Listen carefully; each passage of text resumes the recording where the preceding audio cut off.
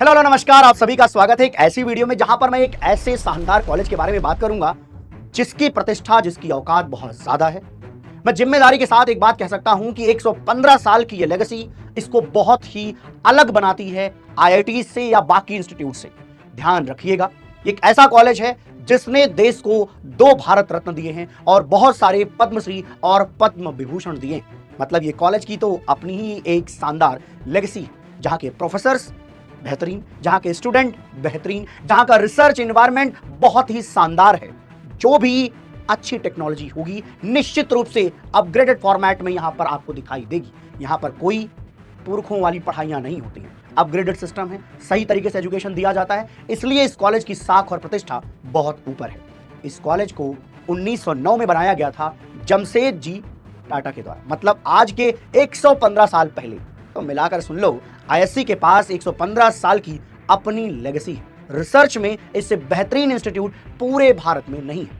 हाँ, आईआईटीज में भी रिसर्च होती है, अच्छी रिसर्च होती है, लेकिन नॉक नॉक फादर आए और फादर का नाम है आईआईएससी बेंगलोर। मैं कहना चाहूंगा आप सभी से कि अगर मौका मिले और आप एक हाई रैंकर स्टूडेंट निकल कर आते हैं 2 एग्जामिनेशन में, जेई एडवांस और आईएटी आइजर एप्टीट्यूड टेस्ट में, तो आप इसको जरूर सेलेक्ट करिए, क्योंकि ऐसे बच्चे अगर रिसर्च के अंदर जाएंगे तो हमारे देश का नाम अपने आप रोशन होगा, अच्छा काम हो पाएगा। आप सभी का स्वागत है। मैं एक रिव्यू वीडियो आपके सामने रख रहा हूं आईआईएससी बेंगलोर का। देखिएगा, ये एनआईआरएफ में रैंकिंग 1 रखता है। एनआईआरएफ क्या है? नेशनल इंस्टीट्यूट का फ्रेमवर्क बनाता है, रैंकिंग देता है कॉलेजेस में। ये रैंक 1 है भैया हमारे यहाँ का, ठीक है। मतलब ये है कि भैया बेहतरीन कॉलेज है, लेकिन वर्ल्ड वाइड देखा जाए तो क्यूएस वर्ल्ड रैंकिंग में 221 पोजीशन पर आता है। ध्यान रखिएगा, इनका रिसर्च खराब नहीं है, बल्कि यहां पर बहुत सारा चीज इंक्लूड किया जाता है, जैसे कितने फॉरेन के स्टूडेंट हमारे यहाँ पढ़ते हैं, इन सबके नंबर्स होते हैं, तो निश्चित रूप से वो नंबर थोड़े कम है, इस वजह से रैंकिंग थोड़ी फिसल जाती है। अदरवाइज रिसर्च में बहुत ही बेहतरीन काम यहाँ पर हो रहा है। और मैं बता देना चाहता हूं वीडियो की शुरुआत में, केवल रिसर्च रिसर्च कह रहा हूं, लेकिन अब तो भैया जी बीटेक करने का ये शानदार कॉलेज हो चुका है, क्योंकि मैथमेटिक्स एंड कंप्यूटिंग में बीटेक शुरू किया गया था यहां पर सन 2022 में पहली बार, और उसका एक बैच निकल चुका है, सबको बेहतरीन प्लेसमेंट मिली है। मैं निश्चित रूप से आपसे ये कह सकता हूं कि इस कॉलेज में बीटेक भी अच्छा है, बीएस इन रिसर्च भी अच्छा है, एमटेक भी अच्छा है, पीएचडी भी अच्छा है, एमएससी के कोर्सेस अच्छे हैं, एमएस के कोर्सेस भी बेहतरीन हैं। ओवरऑल बात कहना चाहूंगा, ये इंस्टीट्यूट अपने आप में एक बड़ी बात है। अगर आप वहां पर ज्वाइन करते हैं as a student, as a researcher या एज ए प्रोफेसर, सबके लिए सम्मान की बात होगी। चलिए डिटेल में बात करेंगे और अच्छा लगेगा आपको। देखिएगा मेरे भाई, सन 2009 में स्टैब्लिश किया गया था इस आईएससी बेंगलोर को। 440 एकड़ का एक बेहतरीन कैंपस है, बहुत ही सुंदर कैंपस है। इसकी वीडियो आप देखिए, आपको लगेगा कि हाँ भाई साहब क्या बेहतरीन कैंपस है, बहुत ही शानदार कैंपस है यहाँ का, ठीक है। अच्छी बात है, अच्छा खासा कैंपस होना चाहिए। कैंपसेस बड़े होंगे तो यार हमारे पास जगह की कमी नहीं रहती है कि भैया कोई रिसर्च के लिए मान लीजिए एक पर्टिकुलर इंस्टीट्यूट अंदर ही बनाना हो तो आराम से बन जाएगी, आपके पास जगह रहती है ना। ऐसा होता है कि इन कॉलेजेस के पास कोई फंड की कमी नहीं होती है। यहाँ पे गवर्नमेंट तो सपोर्ट करती ही है, लेकिन जो एलुमनाइज होते हैं वो भी बहुत फंड डालते हैं, जिससे कॉलेजेस के पास बहुत पैसा रहता है। तो इसलिए लगातार ये खुद को अपग्रेड करते रहते हैं, अपडेटेड रहते हैं, जैसा कि साइंस चल रहा होता है उस हिसाब से। और ऐसा ही कॉलेज होना चाहिए, ये नहीं कि किसी चंगू मंगू कॉलेज में चले गए और भैया 50 साल पहले की कहानियां पढ़ रहे हैं, ठीक है। चलिए देखिए, ये एनआईआरएफ की रैंकिंग 1 रखता है और 2 रखता है ओवरऑल। 2 तरीके की रैंकिंग आती है, एक रिसर्च में तो ये बेस्ट है, लेकिन ओवरऑल का मतलब ये हुआ क्योंकि आईआईटीज जो है टेक में ज्यादा अच्छी करती हैं, तो उनको भी इंक्लूड कर दिया जाए तो ओवरऑल में ये 2 में आती है, तो सेकंड नंबर की यूनिवर्सिटी इस तरीके से बन जाती है। अब बात करते हैं भैया इनके प्रोफेसर और इनके कुछ पढ़े हुए स्टूडेंट्स के बारे में। देखो मेरे भाई साहब, मजा आ जाएगा आपको ये बात सुन करके कि 2 लोगों को भारत रत्न मिल चुका है। ये चीज कहीं पर आईआईटीज में भी दिखाई नहीं देंगे। कौन है वो 2 लोग? सबसे ज्यादा आप अभी परिचित होंगे सीवी रमन जी से, ठीक है। आप कमेंट बॉक्स में बताइएगा कि सीवी रमन जी ने ऐसा क्या काम किया था जिसकी वजह से उनको नोबेल पुरस्कार मिला था, और यहां पर आप देखिए भारत रत्न मिला है इंडिया के अंदर। इसी तरीके से प्रोफेसर सीएनआर राव, इन्होंने क्या किया था इसके बारे में भी एक बार कमेंट करके जरूर बताइएगा। दोनों लोगों ने बहुत ही शानदार काम किया है साइंस की फील्ड में, और इनको भारत रत्न दिया गया है। और मैं तो चाहूंगा कि जो हमारी गवर्नमेंट चल रही है, एटलीस्ट वो यार कम से कम सपोर्ट करे जो साइंस बैकग्राउंड के लोग हैं, जो साइंटिस्ट हैं, जो प्रोफेसर हैं, उनको इस तरीके के अवार्ड जब मिलते हैं तो निश्चित रूप से लोगों में ये होप जगती है कि यार इस तरफ जाया जा सकता है। एक ब्राइट माइंड केवल पैसे के पीछे ना भाग करके फिर इन चीजों के पीछे जाएगा कि यार हम कुछ अच्छा काम करते हैं जिससे सोसाइटी पर एक पॉजिटिव इंपैक्ट आए। वो कब होगा? जब इस तरीके के अवार्ड दिए जाएंगे, ठीक है। कुछ पद्म विभूषण जिनको मिला है उनके नाम लिखे हैं, इसी तरीके से पद्म भूषण पाने वाले तो बहुत सारे नाम आपको दिखाई देंगे। मतलब तुम समझ रहे हो, 40-40 प्रोफेसर को इस तरीके के अवार्ड मिल जाएं, ये अपने आप में बहुत बड़ी बात होगी, है ना। चलिए आगे की बात कर लेते हैं। कुछ नोटेबल एलुमनाइज हैं, मैं आपके सामने नाम रख रहा हूं। वैसे तो सच बताऊं यहां पे इतने लोग हैं कि मैं किस किस को लेके आता, कुछ लोगों को मैंने आपके सामने रख दिया है। कुछ नाम आप जानते होंगे, जैसे सुधा मूर्ति जी हैं, ये इन्फोसिस फाउंडेशन की चेयरपर्सन है, इन्होंने भी यहीं से अपनी पढ़ाई कंप्लीट करी है। सोमनाथ जी हैं, इनको पक्का आपने देखा होगा, है ना। इसरो में इन्होंने एज अ चीफ जो है काम किया हुआ है। नेक्स्ट है राजा चिदम्बरम जी, जिन्होंने इंडिया के न्यूक्लियर वेपन प्रोग्राम को लीड किया है। इसी तरीके से बहुत सारे और भी आपको साइंटिस्ट दिख जाएंगे जिनका अपने आप में बहुत बड़ा नाम है। मैं आपको बताना चाहूंगा कि आईएससी बेंगलोर एक ऐसा खाली नॉर्मल सा कॉलेज नहीं है। इनके निकले हुए प्रोफेसर, यहाँ के जो हमारे स्टूडेंट्स हैं, इन लोगों ने डीआरडीओ, आईएसआरओ, इसरो, इसी तरीके से बीएआरसी, भाभा रिसर्च एटॉमिक जो इंस्टीट्यूट है, उसको लीड किया हुआ है ना। उनके जो साइंटिस्ट आपको दिखाई देंगे, ज्यादातर आप देखोगे ना, आपको इसरो के ही दिखाई देंगे। चाहे वहां से उन्होंने ग्रेजुएशन किया होगा, या तो मास्टर्स किया होगा, या तो अपनी पीएचडी कंप्लीट करी होगी। ये अक्सर आपको दिखाई देगा, क्योंकि मैंने खुद देखा है, तभी ये बात मैं आपके सामने कह पा रहा हूं। आइए अगली बात कर लेते हैं कि यूजी कोर्सेस में कैसे कैसे एडमिशन ले सकते हैं, उन पर बातचीत होगी। एक है भैया bachelor of science in research, इसको बीएस रिसर्च प्रोग्राम कहते हैं। ठीक है जी, ये ऐसा प्रोग्राम है जिसमें वो बच्चे जाते हैं जिनको पर्टिकुलर साइंस में बहुत ज्यादा इंटरेस्ट, जैसे किसी बच्चे को फिजिक्स बहुत अच्छी लगती है, किसी बच्चे को केमिस्ट्री बहुत अच्छी लगती है, किसी को मैथमेटिक्स अच्छी लगती है, तब वो क्या करे भाई, उसको तीनों नहीं पढ़ने एक जगह पे जाके, किसी और डोमेन में नहीं जाना, तो वो यहां पर जा सकता है। उसको सबसे बेहतरीन दुनिया की पढ़ाई मिलेगी, रिसर्च मिलेगा। क्योंकि यार बहुत सारे ऐसे कॉलेज और कैंपस है जहां पर यार रिसर्च के लिए अच्छे ऑपरेटर्स नहीं है भाई। एनएमआर करके एक टेक्नोलॉजी है जो खुद 1 करोड़ 2.5 करोड़ की आती है, वो भैया नॉर्मल कॉलेज में मिलते ही नहीं, क्योंकि पूरे कॉलेज का बजट साल भर का 2.5 करोड़ नहीं होता है। वहां एक मशीन मिल जाती है, वो तो आईआईटीज में भी है, जैसे आईआईटी दिल्ली में मैं पढ़ता था तब 3 थी।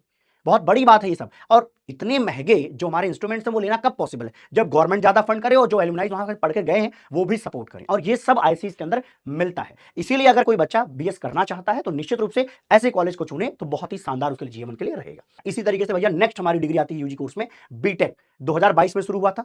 तब तो केवल ये बीटेक कराते थे मैथमेटिक्स एंड कंप्यूटिंग में, लेकिन अब और भी कोर्सेस आने लग गए हैं। इसका ड्यूरेशन देख लीजिए, 4 साल का ड्यूरेशन है। अब की बार जो उन्होंने पीडीएफ दी है उसमें सीट उन्होंने 120 लिखी है, इसके पहले 140 के आसपास सीट थी, तो ये वेरी कर सकती है आपके समय पे, तो वो आप देख सकते हो। ठीक है, नेक्स्ट क्या है भैया, बीटेक में अब की बार 125 टोटल सीट उन्होंने रखी है। ड्यूरेशन जो है 4 साल का होने वाला, दोनों के ड्यूरेशन 4 साल के होंगे। शायद आप सोचो सर ये तो बीएससी 3 साल की होती है, नहीं भाई, बीएस इन रिसर्च जो है वो 4 साल की ही डिग्री होती है।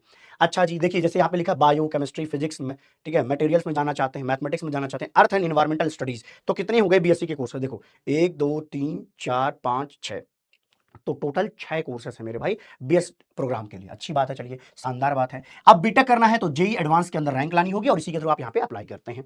ठीक है, यहाँ पर अगर जाना है तो देखिए कैसे जा सकते हैं, जेई एडवांस के थ्रू भी जा सकते हैं।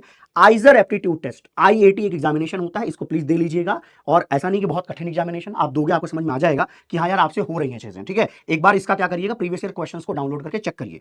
ठीक, जो फॉरेन के बच्चे हैं वो यहाँ पे दे सकते हैं भैया, ये देख लीजिए, आप जेई के थ्रू भी आ सकते हैं और आईआईटी के थ्रू भी आ सकते हैं। बाद में शॉर्ट लिस्ट करेंगे, पहले आपको यहाँ पे जो नंबर लाओगे उसे शॉर्ट लिस्ट करेंगे, फिर आपका इंटरव्यू होगा, तब जाकर के आपको यहाँ पे सिलेक्शन मिल रहा होता है। ठीक है, क्योंकि वो एबिलिटी चेक करते हैं कि आपके अंदर कुछ सोचने समझने की क्षमता है कि ऐसा तो नहीं रट्टू तोते की तरह तुमने याद करके बस पहुंच गए तुम। इसलिए इंटरव्यू लेना ज्यादा अच्छा रहता है छांटने के लिए। ठीक है, क्योंकि अच्छा ही बच्चा जाए यार, जब अच्छा इंस्टीट्यूट है तो, नहीं तो पता ही नहीं पाएगा कोर्सेज को। ओल्ड कोर्सेज हमारे मैथमेटिक्स एंड कंप्यूटिंग के हैं, जो कि आपको भी पता है कि आज की पूरी दुनिया, पूरा एआई सिर्फ इसी बात पर टिका हुआ है, मैथमेटिक्स और कंप्यूटिंग पे टिका हुआ है। वो इन्होंने अच्छी बात है कि सोचो कि 2022 में शुरू कर दिया था, तो इस समय जो निकले हुए बच्चे होंगे उनको बहुत अच्छे खासे पैकेज अभी भी मिल रहे हैं, और बाद में भविष्य में भी मिलते रहेंगे। अब नए कोर्सेज भैया ये आए हैं, aerospace engineering, mechanics and computing, material science and engineering, इसमें आप एडमिशन ले सकते हैं जेई एडवांस के थ्रू। ठीक है, आई थिंक बात समझ में आ गई होगी।